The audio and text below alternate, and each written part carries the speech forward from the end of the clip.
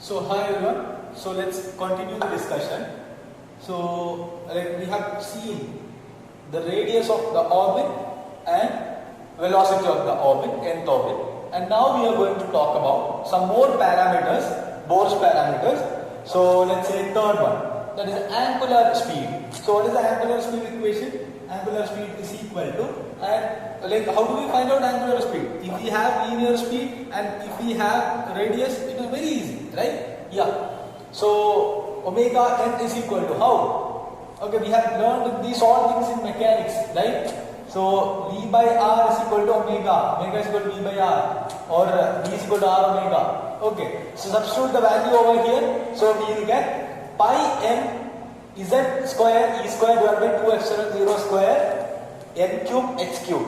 Okay, don't get confused. So look at this equation. All are like very difficult kind of equations, but it is very easy to understand. Look at this. Omega n is proportional to z square by n cube. We need that much only. You are not supposed to put more pressure on this. Okay, so we need this much only. How does it connect with omega, z and n? We need this one. Okay, alright. So again, frequency. How do we find out frequency? 2 pi by omega. So again, 2 pi by omega we can apply here. Frequency is proportional to z square by n cube. Look at this. This value seems pretty similar to this. Alright. So again, omega, anyways, the dependency of z and n, it is similar. Z square by n cube, z square by n cube. You can connect all of them. You can connect with, so suppose you can connect R and B. You can connect omega and this one. Like that you can understand. Alright. Okay.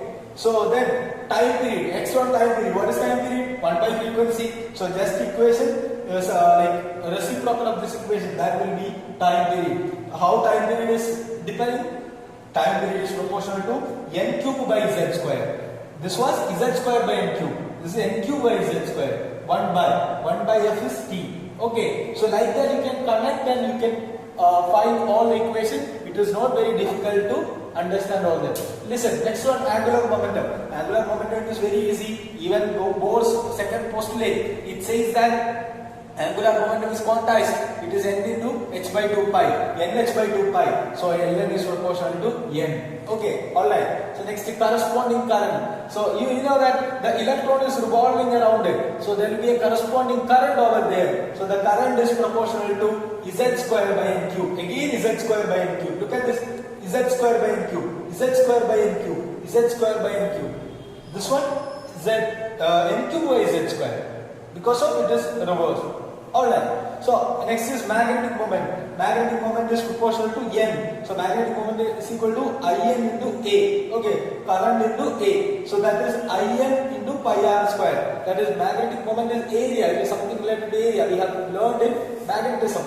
So Mn is proportional to n. Okay, it is also very easy. Next one, magnetic field. Magnetic field equation is little bit large one. I mean a big one. We don't need that. So the idea is very simple. What is the idea? We have learned that magnetic field B is equal to mu 0 I by 2 pi r. Mu 0 I by 2 pi r. This is we have learned. Or it will depends on the condition. I mean, if it is circular or if it is straight or half circular, we have learned in magnetism, right? So anyways, so this equation you can use. So B is proportional to Z cube by n raised to 5. Z raised to 3 divided by n raised to 5. You just keep in your mind. Okay, this one. Again, next is potential energy.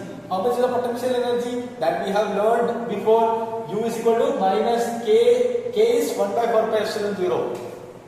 K is nothing but 1 by 4 pi epsilon 0. This one. Z e square divided by Rn. Z e square divided by Rn. This is what is the potential energy. How do we get this? It's very easy. It's U is equal to 1 by 4 pi epsilon 0 Q1 Q2 divided by R. Okay. There is a minus. Okay, alright. So I am not going to explain why there is a minus and all, because you already know all these things. Okay, then we have already explained in electrostatics. Alright. So again, kinetic energy. How much will be the kinetic energy? Kinetic energy is half mv square. So half mv square, when you substitute the value of v over here, so you will get k z v square divided by 2r. 2r. So like it is very clear that the potential energy is u and it is divided by 2. That will be kinetic energy. So potential energy is half is kinetic energy.